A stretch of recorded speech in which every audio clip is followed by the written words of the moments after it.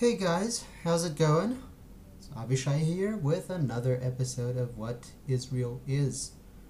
And I feel like I might have rambled a bit towards the end of the last podcast, but fate would have it that I have a new fake outrage to further elaborate on the topic of this ideology of which I spoke that has taken over the left and is gradually dragging the left towards electoral non-viability. So, let's talk about choice and ideology, and choice within ideology. Let's talk about the hijab.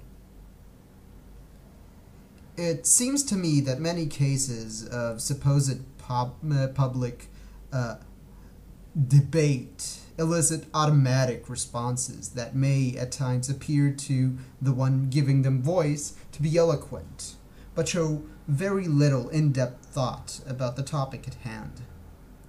The burkini fiasco seems to me such a case, where it seems incredibly easy to frame it as a story of state tyranny and possibly racism, and just leave it at that. I must admit about myself to not having a very clear opinion on the matter just yet, but it is a thing I've put some thought into, and I've come up with several insights. But first and foremost, we need to offer some explanation about the core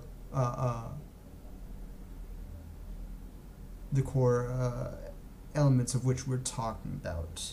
So, hijab. What is that? It is both the name of a popular Islamic headscarf, but firstly, it is an Islamic principle and dogma of female modesty. And this is what is written within the Quran. And say to the believing women that they should lower their gaze and guard their modesty, that they should not display their beauty and ornaments except what must ordinarily appear thereof, that they should draw their khimar, scarf, over their breasts, and not display their beauty except to their husband, their fathers, their husbands' fathers, the list of males goes on, or their Muslim women, or the slaves whom their right hands possess, or male servants free of physical needs, eunuchs, or small children who have no sense of the shame of sex. Now, under the guidelines mentioned here, Muslim women wear headscarves such as the hijab, which circles the face and covers the hair and usually the neck, or the niqab, which covers the entirety of the face except for the eyes, or the burqa, which covers the face completely. The burqa is what many people are familiar with from Afghanistan, the all blue burqa, where looks like a beehive keeper's outfit, essentially.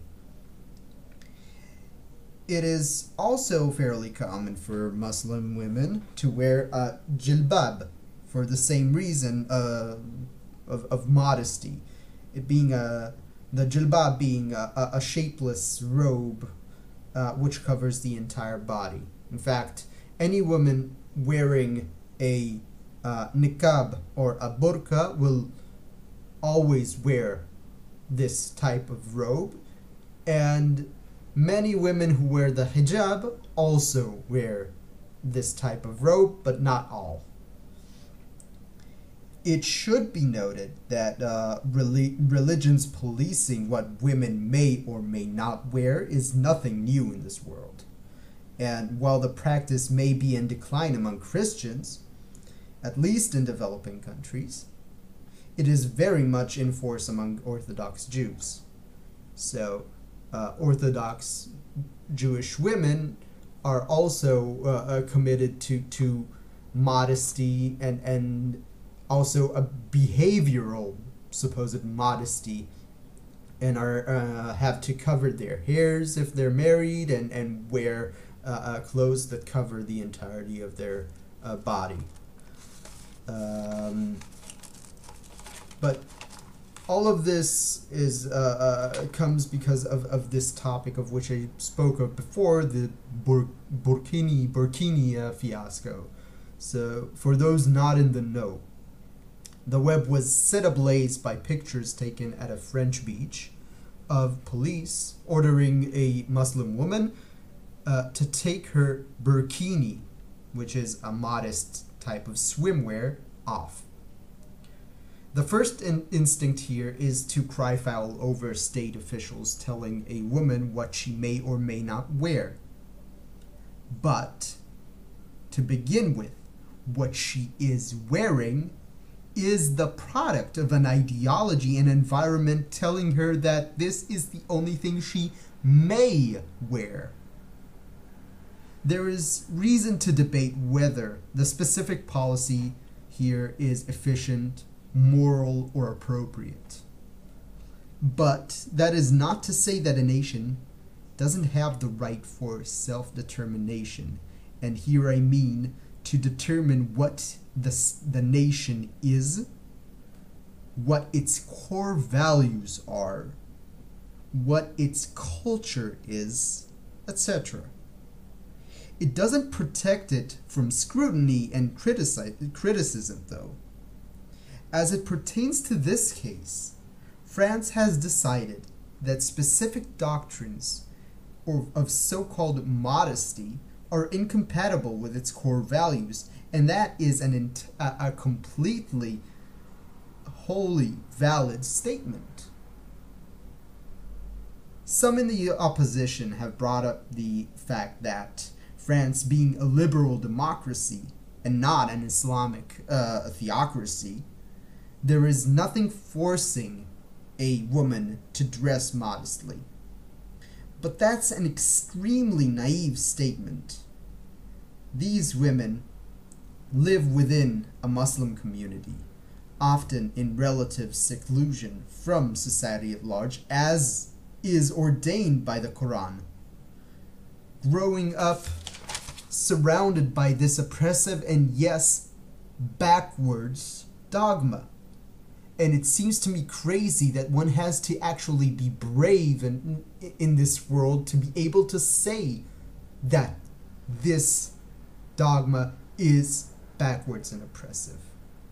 And all of this, all of what I've stated, it holds true to Orthodox Jews every bit as much as it does to Muslims, notwithstanding security issues and concerns, but that's aside.